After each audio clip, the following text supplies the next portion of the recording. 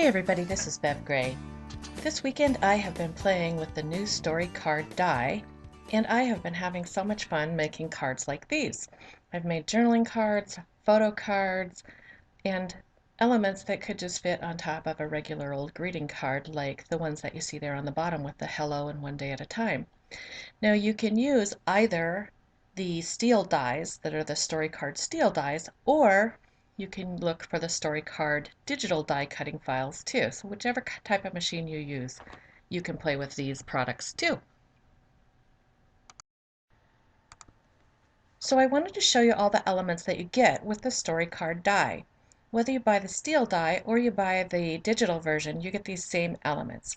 And I'm showing the steel version here, and all I'm doing is positioning that on a scrap of blue cardstock. And once I have those elements positioned the way that I want them to be, I'm going to go ahead and just use some painter's tape to stick them down. Now I've taken that painter's tape and I've run it over the sleeve of a fleece jacket to pick up some fuzz from that so that it's not too sticky and so that it won't really stick to the cardstock, but it will hold the dies down. And then I just place a couple different strips of that material of that blue painter's tape so that it's really going to keep all of the elements in place. Now if you were using the digital dies, you would be getting these exact same elements. So I ran the story card dies through the die cutting machine, and now I want to show you each of the elements that you get from that die set. The first thing you get is a 3 by 4 inch rounded card. In addition, you get all those elements, including the photo corner, a banner, and a parenthesis.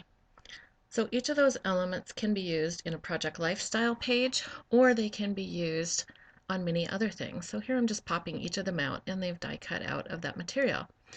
Now when you pop out words like said or now, there's a couple things you need to know. One is that sometimes those little pieces in the middle get stuck in there, and I just keep a pretty little pin, like a corsage pin, on my desk and pop out those pieces. And the other thing is that if you have a word like said that uses the letter I, you may need to keep the extra piece like the dot for the I too.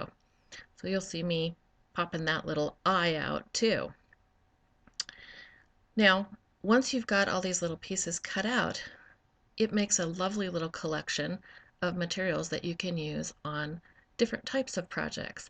And what I do with all those little pieces is I keep them in a little Glad or Tupperware type container on my desk so that as I'm making projects, I can just pull these elements that I've already made out and use them on my project. So I've cut out pattern paper, I've got partially done things with banners and toothpicks. There's just quite the little collection of things that I've been keeping on my desk as I cut out different things using these story card dies. And I'll be showing you some of the additional projects I make with these little elements in upcoming videos. Now I'm going to just take this collection of items and set it aside for a couple minutes and show you some of the projects that you can make using these elements. So one of the cards that I made is this said journaling card. I also made a little photo card using a picture of my daughter in the photo corners, and I made several other journaling cards including this important stuff one. But you could also use these things like the one day at a time and the hello card on a greeting card.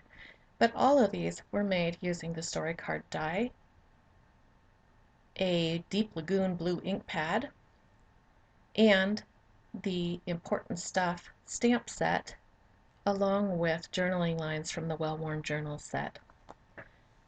So it's pretty easy to make a variety of things that could work for a variety of different projects using just those two stamp sets, one die, and one ink pad.